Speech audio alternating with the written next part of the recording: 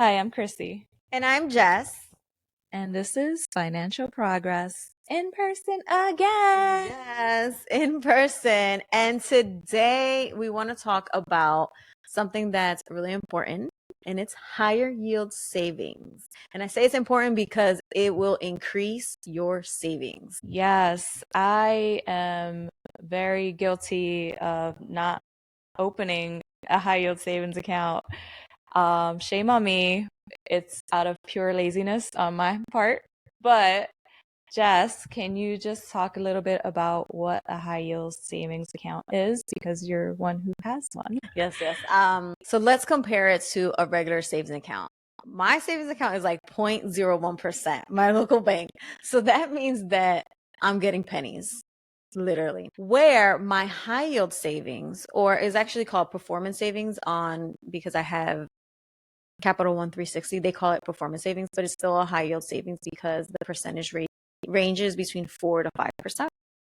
And it can drop with market and things like that, but the market's been okay there. So mine's been like 4.5%. So to give you a better idea of what that actually looks like, let's say you got $10,000 in your savings and you had that in your regular savings. What do you get out of that? 0.1% in a 0.01% in your regular savings. You probably get like $100 for the whole full 12 months. So that's your annual. Yeah, that's your annual percentage yield, right? For the year is like $100 on the 10,000 in your bank savings. But if you put that in a higher yield savings and it's at 4.5%, that's $450. So it's a big difference. And so I always recommend people to put their emergency savings in a higher yield savings. I keep a 1 month in my personal savings because I just wanted something to be accessible quicker, where the higher yield savings is an online bank. So you have to kind of go through the process if you want to transfer it into your bank account, or you can open up a checking with that higher yield savings and then you can withdraw that way. But there's like pros and cons to it. So the reason why online banks are able to provide these extra interest rates is because they don't have no overhead. So because they don't have no overhead, they're like, sure, here's extra money. Take it, take it.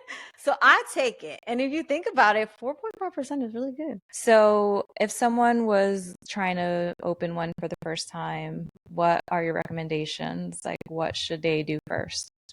Definitely do some research because there are different types of higher yield savings account. There are some who require a minimum balance. Those are the ones that are probably like 5%. They'll be like, oh, but you need to keep $5,000 in here. I'm more towards no minimum balance, and this is why I have Capital One 360. There's no requirements with them. So you literally just stick your money in there and it's continuously increasing in interest. So definitely do some research, check to see if there is a minimum balance, check to see what is the interest rate that will be accumulating. And that's pretty much it. I have it connected to my personal bank so I can transfer back and forth and it doesn't give me any issues. The only thing I would say that it can take a few more days to get transferred. And that's why I keep my 1 month in my personal bank, just in case if I do need more money, but I don't need it right away, then I can go back and forth between both bank accounts. Is there anything else that we should know about high yield savings accounts? Get them. That's it. Have one. So, when you are shopping around for a high yield savings account, it's important to make sure that the money is FDIC or NCUA insured. And that means that you won't lose that money if the bank were to go under or anything like that. You can get your money back. And also, there are limits to the insured amount. So make sure that you don't have more than that in one specific bank account with one bank or credit union. So a bank would be insured by the FDIC and a credit union would be insured by the NCUA. And other things to look for, are there any fees associated with that? Or if you're paying more in fees than you're making in interest, then that's probably not a good route to go. So definitely keep that in mind. And you said Capital One, there's no fees. So it seems like a great option.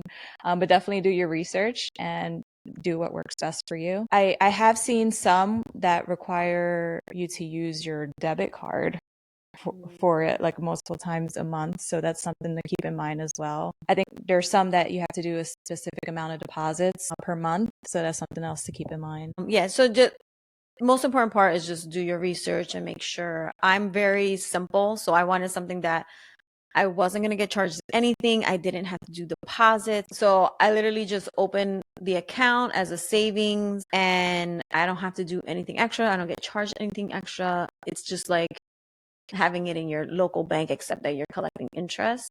And I did notice that there are local banks who offer high yield savings account, but it's like 1%. So it's like, don't be scared. Just open the online bank. You'll be fine. Yeah, definitely look into your options and do what works best for you, and just keep track of the progress that you're making with saving all that extra interest, compounding interest. Compound interest for sure, 100%. But that's it for high yield savings. If you have any questions, feel free to leave in the comments. And just want to give a little disclaimer that this is not financial advice. This is just a conversation between friends, and please seek the help of a financial professional before making any financial decisions. Well, that's all for today. We'll see you later. Bye. Bye.